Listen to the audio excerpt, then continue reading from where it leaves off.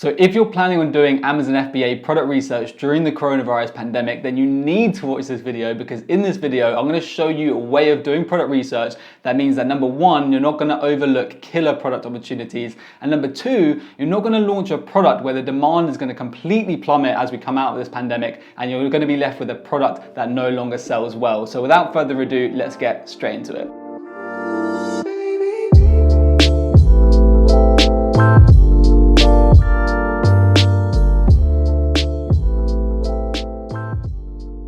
As always, if you know who I am, then welcome back to the channel. And if you're new here, my name's Luca, and on this channel, I talk about how to launch and scale a successful Amazon FBA business. So if that's your cup of tea, then hit that subscribe button and make sure you've got the notification bells turned on so you get notified for all future videos. Also, if you're enjoying the video, give it a like. It helps support the channel and get the video out to more people. Now, I want to start off this video just by talking about how to do product research in normal times. And then I'm going to talk about how we can do things slightly different to make sure that we're doing things correctly during the coronavirus pandemic. But this isn't going to be a full product research tutorial. If you're interested in knowing how to do the whole process of product research, then I put out a full Amazon FBA tutorial. It's like a 2-hour long video, so it's got a ton of content in there. It's got about half an hour on how to do product research.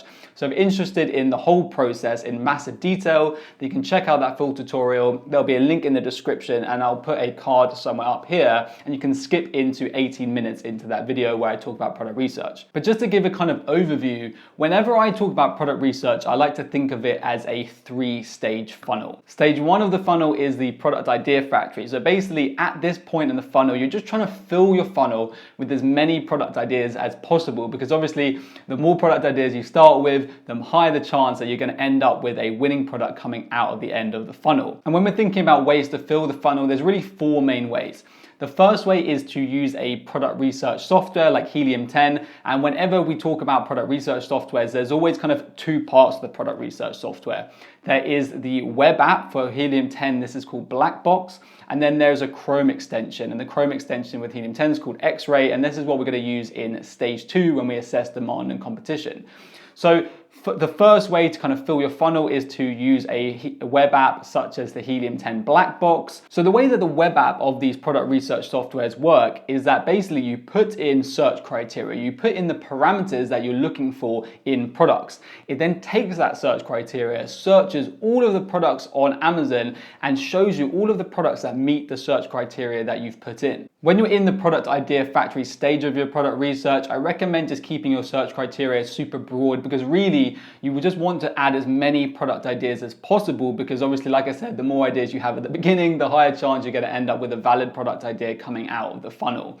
What I recommend is just taking all of those product ideas and adding them to a spreadsheet. Some other ways that you can also kind of fill your funnel with ideas is going through the Amazon catalog category by category, going through the Alibaba catalog category by category, and just finding all the products that would make a good Amazon FBA product, adding them to your Excel spreadsheet, filling your funnel with more product ideas. Okay, so once you have your list of product ideas, you're going to want to move on to stage 2 of the product research funnel, which is to assess the demand and competition for those products on Amazon. So what you want to do is take the main keyword for each of those product ideas, search it on the Amazon search bar, and then you can use the Chrome extension of a product research tool. So for instance, with Helium 10, they call it the X-Ray tool, to analyze the first page of results on Amazon to assess that, firstly, the demand for that product, and secondly, the competition. So the first thing you want to do is assess the demand for the product. Does the product have a high and healthy monthly revenue, so that if you were going to launch that product, would you be able to sell that product well?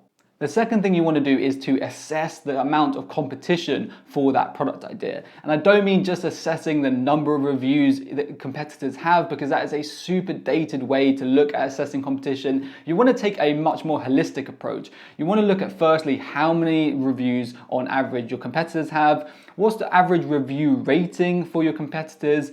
What is the quality of your competitors' actual products? What is the quality of their product listings? Just look at all of those factors when assessing the strength of your competition. So once you've found some product ideas that have a healthy demand and relatively low competition, you know that there's opportunity to come into the market with an improved product offer. The final stage of the product research funnel is to decide on actually what improvements you want to make to your product or your overall product offer, so that when you launch that product, you absolutely dominate the market. So once you've decided on what product offer improvements to make, you've pretty much come to the end of the product research phase. So that's an overview of how to do product research in normal situations, but why do we need to do things differently, and what do we need to do differently during the coronavirus pandemic? So stage 1 of the product research funnel, the product idea factory, and stage 3, which is improving on our competition, those kind of stages of the product research funnel, you're going to be doing exactly the same. You don't need to change anything during the pandemic, because what product research softwares like Helium 10 are really good at is giving us a snapshot of what the demand is for a product at a given time. But what they can't do is show us what the demand was for a product, what the demand history has been for that product. And in normal situations, that's not really a problem, because demand for a product 1 month to the month before, or even the year before, for most products is pretty much the same, because most people's day-to-day lives doesn't change that much month to month, or even year to year. Obviously, there's going to be some products that are super seasonal. So we're looking at inflatable swimming pools. They're going to be super high in the summer and super low demand during the winter, because no one wants an outdoor swimming pool in winter. And also buying trends do change. So there's some product types, for instance, if you're looking at eco products, as the interest in people becoming greener and more eco increases over time, demand for those products also increases. Also, if you look at products like e-scooters, demand for those products also increases over time. However, for most products, looking at a snapshot of what the demand is this month gives you a pretty good representation of what the demand will be for that product next month and what it was the month before in normal situations, because in normal situations, month to month, our lifestyle doesn't really, and even year to year, our lifestyles don't change that much. And the products we buy, and hence the demand for those products, is in direct correlation to our lifestyle. But what we're seeing at the moment is that obviously with the coronavirus pandemic, we've all gone into lockdown, which means our lifestyles completely changed. And as our lifestyles completely changed, the products that we buy has completely changed, and hence the demand for products has completely changed. Some products that used to sell really well before the coronavirus pandemic, their demand's completely dropped, and some products have seen demand completely surge. And why this is an issue is that because let's say that before the coronavirus pandemic, there were these product opportunities, products that had really good demand, relatively low competition, that would have been golden winning product opportunities. If you were to look at those products now, let's say the demand for those products has reduced, you might be doing your product research, come across products like that and think, hey, look, they've got relatively low competition, but they're only selling a few £100 a month or £1,000 a month. The demand's too low, and you're going to overlook those product opportunities when actually that coming out of the pandemic, those products are going to return to selling to the levels they were selling before, and you basically missed out on those opportunities. The second issue is that there's going to be some products where the demand has absolutely surged, but the competition hasn't been able to kind of keep up or rise at the same rate as demand has. So you're going to come across these products and think, wow, there's these amazing products opportunities where the demand's really high, but the competition's really low. But the issue is that as we come out of the pandemic, the demand for those products might drop back down to the level that it was before, and you're going to be left with basically invested loads of money into a product that no longer sells very well. You're going to have tons of excess stock, which either is going to cost you a ton in storage fees with Amazon, or you're going to have to pay to have removed from the Amazon fulfillment centers. So when you're doing your Amazon FBA product research during the coronavirus pandemic, there's 2 additional steps that you're going to need to take. The first is to use Google Trends to work out what the demand for that product was before the coronavirus pandemic, and I'll show you how to do that in just a sec. And secondly, you're going to need to use just your mind power to really think about where the demand for that product is going to be coming out of the pandemic. Is it going to return to where it was before? Is it going to be higher, or is it going to be lower? So I'll already jump into the computer and I'll show you how you can use Google Trends to find out what the demand was for the product before the coronavirus pandemic. So for this example, let's pretend that we're considering launching a laptop stand. Laptop stands are my favorite example, and it works really nicely for what we're talking about right now. So the first thing you're going to want to do would be to find out what the demand is at the moment for that product idea. So you would just search the main keyword laptop stand on Amazon, then you would use the Chrome extension of the whatever product research tool you're using. I'm going to use the Helium 10 X-ray tool. And then if we just come over to revenue, this is going to give us the estimated monthly revenue for this product idea at the moment during the pandemic.